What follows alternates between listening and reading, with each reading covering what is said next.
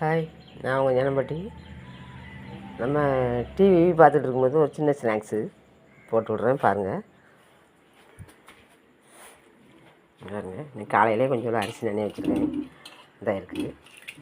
இந்த அரிசி வச்சு சிம்பிளாக நம்ம சும்மா டிவி பார்த்துட்ருக்கோம், ஏதாவது ஒன்று வேணும் அப்படின்னு சொன்னால் சாப்பிடணும் அப்படின்னு ஆசை இருந்தேன்னா இது ஒரு சின்ன ஸ்நாக்ஸ் தான். நீங்கள் ரொம்ப செலவெல்லாம் பண்ண வேண்டாம். கொஞ்சம் அரிசி இது நல்லா நனைய வச்சு பாருங்கள், இட்லி வச்சு அப்படியே அவிக்கணும். அப்படியே அள்ளி வச்சு அந்த கொஞ்சம் நேரம் ஒரு 10 நிமிஷம் அவிய விட்டால் போதும். அப்படியே அள்ளி வச்சு அவிச்சு மூடிடுவோம். மூடி வச்சு தீயை பற்ற வச்சுருவோம். கட்டுறேன். அடுப்பில் போட்டாச்சு, அவிஞ்சிட்ருக்கு. இது அவியட்டும். நம்ம கொஞ்சம் தேங்காய் துருவோம். பிள்ளைங்க லீவில் கிடக்காங்க, இப்போ ஸ்கூல் லீவில் கிடக்காங்க, என்ன திங்க அப்படின்ட்டு அலைவாங்க. அதனால் நம்மளால் முடிஞ்சது ஒரு சின்னதாக சிம்பிளாக செஞ்சு கொடுத்தா பிள்ளைங்க ரொம்ப விரும்பி சாப்பிடுவாங்க. அவிஞ்சிருச்சானு பார்ப்போம்.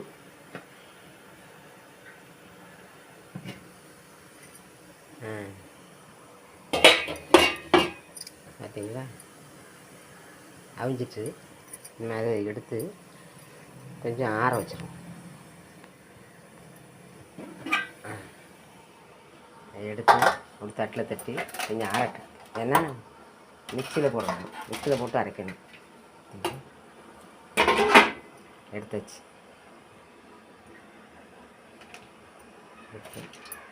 கொஞ்சம் கிண்டி ஆற வச்சிடும். கொஞ்சம் ஆறட்டு.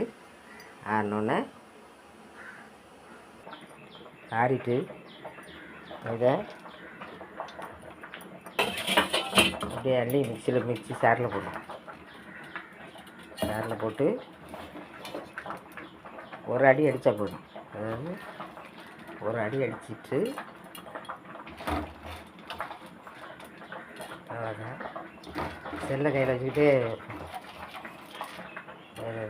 போட முடியல. சரி பார்க்கலாம்.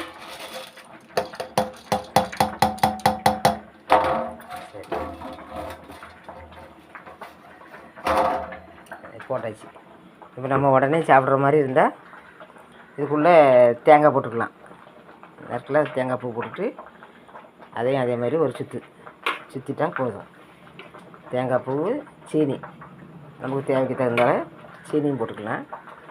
போட்டுக்கிட்டு ஒரு அடி அடித்து வச்சுன்னா போதும். அடித்த உடனே இப்போ அடிச்சுட்டு காட்டுறேன்.